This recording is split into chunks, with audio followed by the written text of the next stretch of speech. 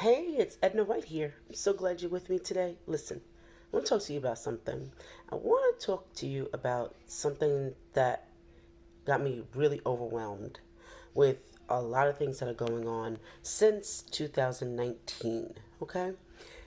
I think I want to call it, I don't know what I want to call it, but I want to talk about white people being the saviors. And I don't think I want to see that no more. I don't think I want to know that anymore. I just want to know people who are allies. So maybe I want to say, no more white saviors. Thank you very much. Now I'm going to teach you how to be a true anti racist ally. I felt really overwhelmed to the point that I was getting so many calls, so many emails, so many WhatsApp inquiries from my white friends trying to find out what they could do to help them to be anti racist ever since the murder of George Floyd.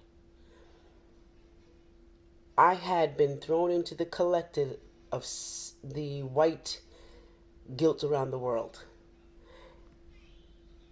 You see, I've been doing anti racist work long before the summer of 2020. So I don't understand why the increased in volume that had escalated.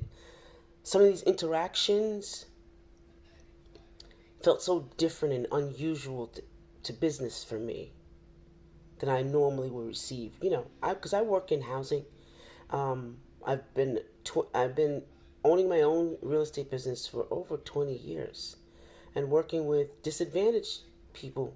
I worked in Wyandanch and I worked in Quorum. I had two offices, but I never had this many inquiries to help save black people then, to help find out what they could do. And I started to get all these emails and calls, and I felt so overwhelmed, but a sense of like maybe I should be doing this, and maybe I should be giving words of encouragement and giving them my time, and getting my brain picked by them, and um, in all kinds of meetings, what could we do to be more effective white people? Do you need food? I get so tired of hearing that word. Do you need food? Stop it. We don't need food. We need to be educated. Teach one, reach one, teach one. Don't just keep bringing food over. Show us how to create that. Show us how to create food. Show us how to farm for ourselves. Show us how you do it so that we can do it for ourselves. How about that? But that would give you no job, right? That you wouldn't be milking off of us. Not only did I get huge volumes of emails and requests and quick pick my brains, but also, I got WhatsApp calls, messages from friends far and near. Um, and they weren't checking on me to see how my black sons were. They weren't checking to see how my black daughters were, my black daughter was, or any children that I knew. They weren't even checking on me. They were inquiring and unloading their own sins and shame about racism on me, and making me responsible to give them a solution how they can get rid of their guilt. Now, how marvelous is that? That's not an ally. I even had an instance where someone that I knew, well, I thought I knew, tried to get in touch with me, and I didn't respond to the DM right away. Kept doing it, and then found my phone number, and then emails me, and wanted to find out what she can do in the wake of this George Floyd thing. And at the end of her email, she said, comma, I want to make sure my children have a good life in school. So everything you said before that comma The real concern is about your family, not about the black community, not about George Floyd's family, not about my family. It was about your family. There's a distinct, clear difference between the intention behind these kind of interactions and usual inquiries. These were self-serving, so the ego could feel better. It's all about what's wrong with their world, not our world. So, I want to say, dear white people, if you want to become a real ally, get rid of that. In the weeks to follow, I saw a great deal of what I call performance allyship. White people canceling and shaming those other white people for their non-participation in the solidarity of Black Lives Matter.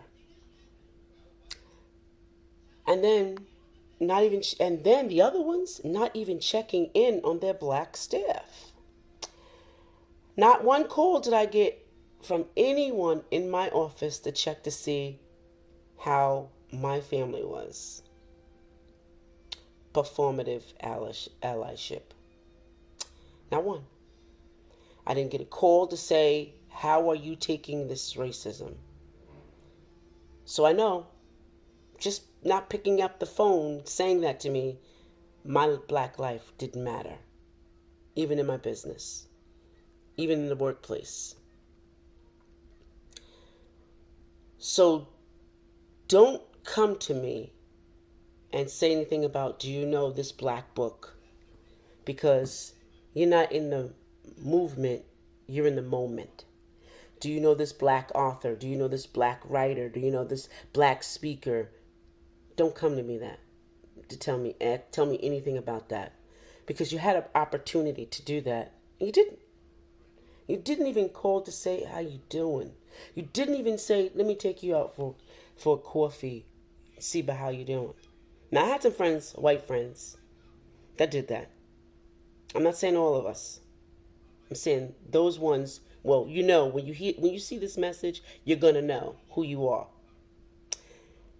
And this really got me like so overwhelmed because they made the white people, those white people, made me responsible for rescuing and resolving their issues.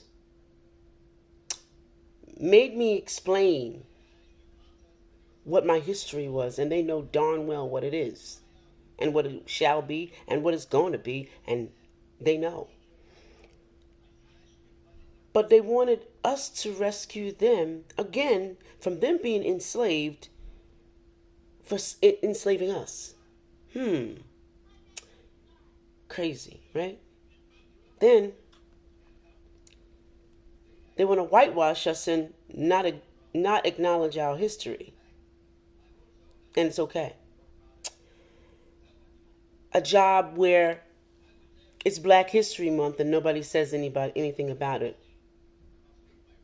That's a problem. A work area where there's no mention of Black history, even when it's celebrated. That's a problem.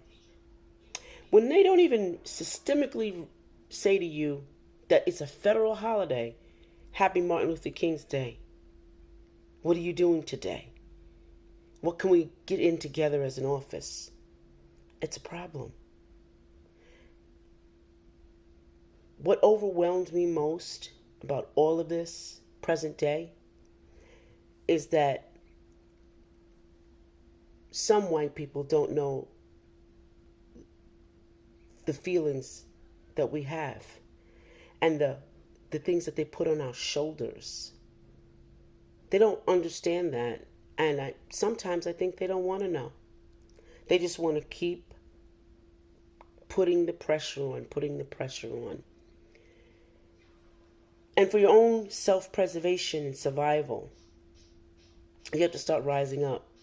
You have to start revolting and rescuing ourselves from these white people who don't want to be allies, just want to be in the moment, anti racist moment carriers, I guess.